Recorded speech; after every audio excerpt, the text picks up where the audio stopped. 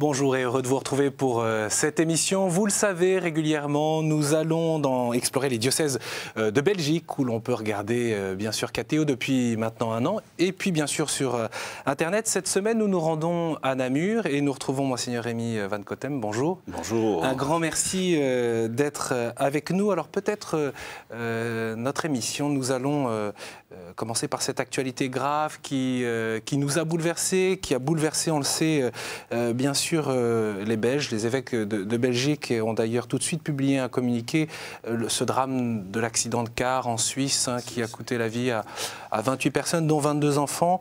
Ces enfants, ils ne sont pas de votre diocèse, mais néanmoins, ce drame, comme je le disais, affecte tout le pays. Oui. Évidemment, vous devinez bien que l'émotion est grande en Belgique, mais probablement plus large que la Belgique. Et en Suisse aussi, d'ailleurs, il y a eu une minute de silence, je crois que c'est au Parlement ou au gouvernement suisse. Je trouve que immédiatement le monde politique a dit toute sa souffrance, mais également l'Église s'est exprimée, non seulement par un communiqué de presse, mais aussi il y a eu une célébration à Louvain, là où la plupart des jeunes sont originaires, ces enfants sont originaires. Et Monseigneur Léonard, d'ailleurs, était présent avec 1000 personnes dès la première soirée. Donc, ça montre bien que les gens sont touchés, parce qu'il n'y a pas de mots pour imaginer la souffrance des parents qui apprennent une telle nouvelle. Oui, l'évêque Monseigneur Léon Lehmann s'est rendu en Suisse avec les familles. Vous parliez de cette veillée de prière. Il y a ce souhait, cette manifestation de l'Église d'être présente. Voilà. Et simplement présente, dire sa sympathie, de être avec sans trop de mots, parce qu'on ne trouve pas les mots pour dire une telle souffrance. Donc c'est... on se rend compte que pour les familles et les parents, c'est un choc, donc c'est un tournant dans leur vie, donc c'est une rupture dans leur vie. Donc on veut être proche de ces personnes, et tout le monde sent bien qu'il y a là un drame humain auquel on compatit très fort. Je cite le communiqué des évêques, vous-même, avec les autres évêques de Belgique, de tout cœur avec les familles touchées. Vous appelez les catholiques à s'unir dans le soutien, l'affection, la prière à tous ceux et toutes celles qui sont touchés par ce tragique accident, en souhaitant courage et force. Il y a une manière à la fois d'être chrétien et de rappeler l'espérance, même au plus profond de... Voilà, certainement, mais je trouve que dans un premier temps, c'est moins avec des paroles qu'avec des attitudes qu'il faut le dire. Et il faut laisser le premier choc passer. Et puis il faudra accompagner le deuil aussi, et se réouvrir à l'espérance et à la vie. Mais dans un premier temps, il me semble que il y a des mots qui pourraient blesser, parce ces mots viendraient trop vite couvrir quelque chose qui est simplement, pour le moment, douloureux. Je voudrais qu'on poursuive, Monseigneur, dans notre émission, la vie des diocèses, pour parler de l'actualité de votre diocèse. Peut-être en quelques mots, vous pourriez nous dire un peu, il y a près de 800 000 habitants dans le diocèse de Namur. Voilà. Il faut savoir que cela recouvre, je vais employer les mots qu'on en emploie en Belgique, 2 provinces, ça veut dire à peu près deux départements. C'est un peu l'équivalent des départements en France. La province du Luxembourg, qui jouxte plutôt le Grand-Duché de Luxembourg et le diocèse de Verdun. Nous sommes dans la frontière, nous avons une frontière française de 120 kilomètres. Et alors le diocèse de Namur comporte aussi la province de Namur proprement dit, et là ça jouxte le diocèse de Reims, par exemple, pour que les Français puissent bien situer. C'est le sud de la Belgique, hein, le sud-est de la Belgique. Avec une vitalité chrétienne. Voilà, il faut savoir que Namur, ville, cette fois-ci, est la capitale de la Wallonie. Hein. Et donc de toute la partie francophone, le sud de notre pays, se trouve donc là le Parlement wallon, se trouve là le gouvernement wallon, avec un apport, tous les ministères se trouvent là aussi. Il faut savoir que Namur, c'est aussi une ville universitaire, dynamique. Il y a d'ailleurs assez bien de Français qui viennent là-bas, aussi pour les hautes écoles pour les infirmiers et infirmières. Hein. Donc c'est plutôt une ville jeune. Hein.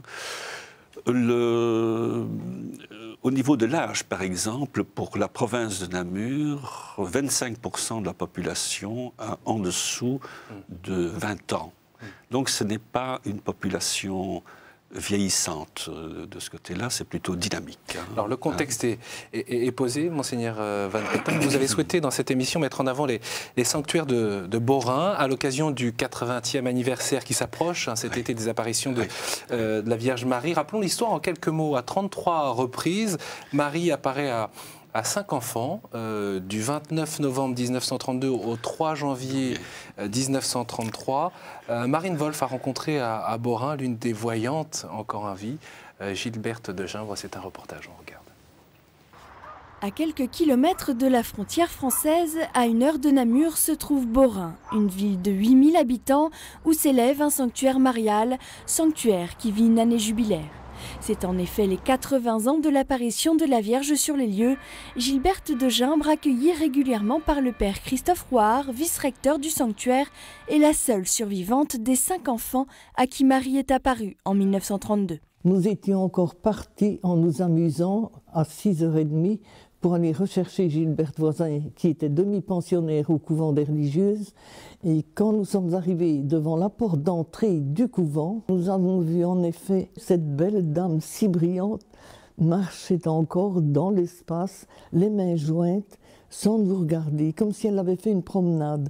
Elle allait dans un sens et elle revenait dans l'autre, à la hauteur du pont du chemin de fer. 33 apparitions s'échelonneront entre le 29 novembre 1932 et le 3 janvier 1933. Dernier témoin de ces faits surnaturels, Gilberte de Gimbre connaît toutes les anecdotes des objets du musée et se souvient.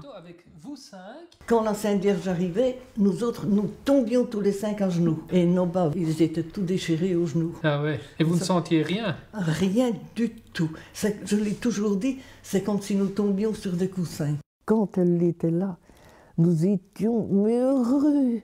Mais vous n'avez pas idée comme nous étions heureux. Mais heureux. Et puis, quand elle disparaissait, paf, j'avais l'impression de retomber dans un puits tout noir. Aujourd'hui, les souhaits prononcés par la Vierge lors de ses apparitions ornent les murs du sanctuaire. Gilberte de Gimbre vient s'y recueillir quasiment tous les jours.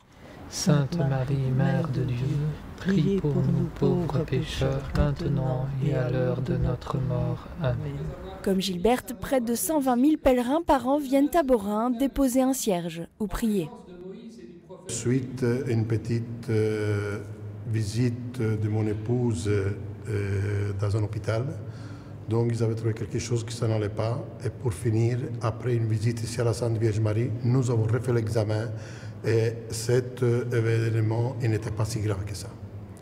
Mais au moment de notre récitation des rosaires ici à la Sainte Vierge de Notre-Dame de Beaurain, ici à Beaurain, la Vierge, on a demandé de donner un petit signal. Et la Vierge, il nous a illuminé quelques instants au cœur. On a eu la grâce, même pour mon mari. On a eu la grâce avant le décès de mon beau-père aussi. J'y crois. Voilà. Je prie au même pour la famille, les amis qui ont besoin. Il y a beaucoup de personnes qui ont besoin de parler, qui ont besoin de se confier, qui ont besoin d'être écoutées, sans être jugées non plus, mais en goûtant aussi la miséricorde de Dieu, ce qu'ils peuvent faire dans le sacrement de la confession. Aujourd'hui, on n'a plus beaucoup de lieux non plus où faire ça. Hein. Et donc, on a besoin de lieux où on peut prendre le temps pour se confier et avoir du temps d'écoute. Pour Gilberte de Gimbre, ce lieu n'a pourtant pas la connaissance qu'il mérite. Elle espère que cette année de joie et de conversion des cœurs qui s'ouvrira le 22 août va permettre de faire rayonner encore un peu plus Notre-Dame de Borin. Alors que se passe-t-il aujourd'hui, Monseigneur, à Borin, et pourquoi considérez-vous que ce lieu de pèlerinage est important pour notre vie aujourd'hui ? Donc le lieu est important, mais plus généralement, je trouve que notre Église doit rester une Église populaire, hein, qui touche un large public, si j'ose m'exprimer comme ça, avec une sensibilité toute simple. Et les lieux de pèlerinage comme Borin, mais dans le diocèse, sur la tombe de Saint-Lucien-Marie à Malone, ou par exemple Saint-Rita à Bouges, pour citer, mais les autres diocèses pourraient citer nombre de lieux où les gens viennent simplement pour prier, pour déposer un fardeau ici devant la Vierge Marie, mettre un cierge, quelques rites tout simples, mais qui disent leur foi à eux et avec leur façon d'être. Parfois, peut-être à une certaine époque de l'Église, encore aujourd'hui, on peut avoir tendance, y compris à l'intérieur de l'Église, de dénigrer ces gestes simples, parce qu'on ne les considère pas suffisamment rationnels, parce qu'on ne les considère pas suffisamment éclairés, même s'ils sont spontanés. Oui. Pourtant, je pense que Jésus a fait cela. Si vous regardez l'Évangile, Jésus part des gens, de la relation avec les gens, du religieux. Ces gens allaient au temple, faisaient des pèlerinages, et Jésus d'ailleurs l'a fait lui-même, a participé lui-même à ces gestes-là. Et c'est à partir de là qu'il a dit la bonne nouvelle qu'il a portée. Et donc, pour nous, que nous avons à évangéliser. Hein. Il faut partir des gens tels qu'ils sont et faire un bout de chemin avec eux. Et donc, Marie, justement dans cette annonce de l'Évangile aujourd'hui, quel rôle joue-t-elle, Marie? Puis vous avez cité, même si on ne peut pas les comparer, Sainte Rita et d'autres grandes figures. Oui. Donc c'était pour illustrer la dimension populaire de notre Église, où il y a beaucoup de passages. Hein, vous avez pris les images en plein hiver, et donc, comme à Lourdes, en plein hiver, il y a évidemment...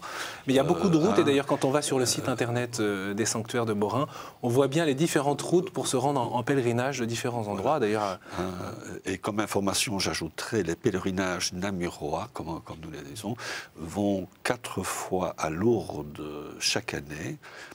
Je suis allé en septembre avec 1200 personnes. Hein. Et donc, qu'apporte Marie? Elle dit quelque chose du visage de Dieu, de la tendresse. Hein, on parle souvent de Dieu, d'un père qui a un cœur de mère. Hein. Et Marie apporte cette humanité, hein, ce cœur de mère au visage de Dieu. Et donc ce n'est pas étonnant que des gens tout simples ou des enfants hein, vont vers Marie, mais pour aller de Marie vers Jésus. Hein. Marie mène toujours à Jésus, et comme vous le savez, Jésus nous donne accès à son Père. Hein. Et donc, c'est cette tendresse-là qu'il ne faut pas perdre. Donc on a raison de se tourner spontanément vers Marie. Moi, je le crois. Mais évidemment, l'Église ne se limite pas à cela. Il faut à la fois donc une Église, cette dimension populaire dont je viens de parler, que l'Église à tout prix ne peut pas perdre. Si elle ne parle plus aux gens tout simples, elle rate sa mission. Mais nous avons besoin aussi d'une Église qui fait la proposition de la foi, bien entendu, qui s'évangélise elle-même pour pouvoir être évangélisatrice. Hein. Et donc, une Église que j'appellerais catéchuménale. Hein. Mais comme en France, il y a beaucoup de catéchumènes maintenant dans nos diocèses, et donc ils sont en train de se préparer pour recevoir le baptême de Pâques. Nous venons de vivre les appels décisifs, ce sont des moments extrêmement importants. Ce qui fait que je trouve que notre Église doit être à la fois une Église pour des gens qui sont prêts à se convertir, hein, catéchumènes, confirmants, adultes, recommençants de tout poil et tout ordre, si vous me permettez l'expression. Mais en même temps, une Église qui reste populaire. Vous voyez, donc et pour ça, il faut avoir cette capacité, justement, à accueillir et à et à ouvrir les portes, à laisser accessibles nos églises. Est-ce que vous pensez aujourd'hui que nos églises, nos paroisses sont capables de ça ou elles doivent l'être davantage ? Davantage sûrement. Certaines paroisses le sont. Donc il n'y aurait pas de catéchumène si ce n'était pas le cas. Ça montre qu'il y a encore une fécondité dans nos communautés chrétiennes. Il faut se chrétiennes. remettre en question. Voilà. Donc c'est clair qu'une Église doit se poser la question, est-ce que nous évangélisons aujourd'hui et comment le faire sans arrogance, parce qu'il y aurait une façon de faire qui heurterait, mais comme nous disons souvent en Belgique, sans complexe aussi, donc en étant simplement soi-même et fier d'être chrétien, ne pas être des chrétiens honteux. Et les Belges sont complexés ou ne sont pas complexés? En tout cas, dans votre diocèse, ils le sont trop ou à votre avis, ils ont passé ce cap? Oui, il y a deux sortes de chrétiens, comme ça. Je me rends compte de cela pour la pastorale des jeunes, qui est évidemment quelque chose de très important. Et il y a des pôles jeunes qui existent dans le diocèse. Être chrétien à l'université, à l'école, se dire chrétien est dans notre société difficile. C'est d'ailleurs comme cela que pour les GMJ, par exemple, lorsque des chrétiens, jeunes chrétiens ou cherchants se retrouvent ensemble et en grand nombre, ils sont un peu décomplexés en disant « mais ici je peux parler de ma foi sans qu'on en rit, sans qu'on se moque de moi d'une certaine manière ». Ce qui fait que ces lieux confortent alors ces jeunes à pouvoir effectivement être simplement eux-mêmes. Donc ça dit quelque chose de notre société, il y a quelque chose du tabou dans notre société au niveau chrétien. Et peut-être au niveau religieux plus général. Je n'oserais pas dire uniquement chrétien, mais chrétien particulièrement, me semble-t-il. Il y a un chantier que vous avez à cœur, Monseigneur, c'est le déménagement progressif des services diocésains et de créer autour du séminaire de Namur un lieu vivant, un lieu de rencontre, de partage d'informations. Avant de vous faire réagir, je vous propose d'écouter le recteur du séminaire et quelques séminaristes qui s'expriment sur ce chantier. Le but, c'est de faire se connaître, collaborer ensemble les futurs acteurs de notre Église diocésaine. Des prêtres, mais également toute une série d'autres personnes, assistants paroissiaux, diacres, qui viennent se former ici et qui ont besoin de savoir tout ce qui est au service du fonctionnement du diocèse. C'est important que non seulement on se connaisse, mais qu'on apprenne à aborder ensemble des grands défis, des grands projets diocésains.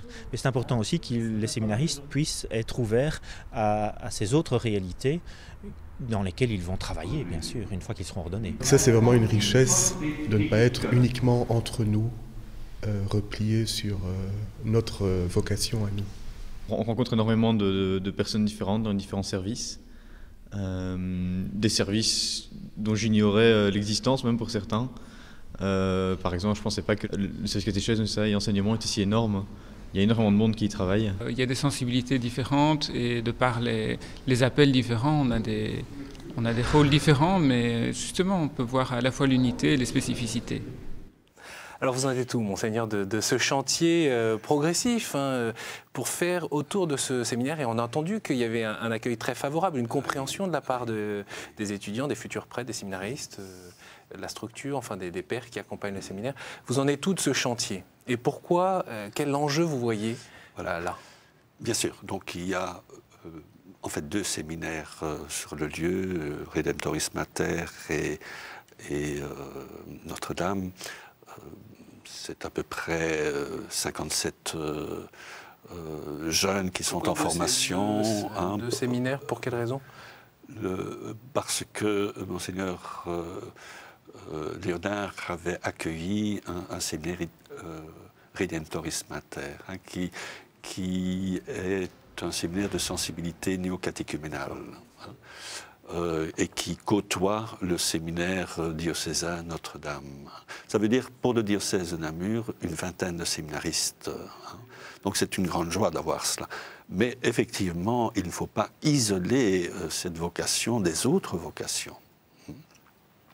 Et donc, nous venons de réouvrir un service de catéchèse dans les locaux, dans le bas du séminaire. Il y a un CDD, donc une sorte de librairie qui s'y trouve. Il y a la bibliothèque, il y a Missio, il y a la pastorale des jeunes, il y a l'enseignement. Et donc c'est très important que progressivement, on fasse de ce lieu aussi un centre pastoral et qui articule formation de séminaristes avec les autres formations de laïcs et de diacres.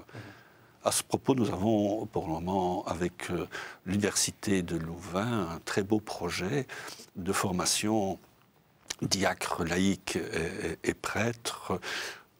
À Namur, ce serait un des lieux, mais Rochefort et le Arlon seraient un des deux autres lieux du diocèse pour qu'il y ait une proposition de formation pour des animateurs pastoraux qui englobe une responsabilité pastorale d'ensemble. Du point de vue des vocations, bien sûr, il y a l'ensemble, comme vous l'avez dit, des vocations et des engagements chrétiens.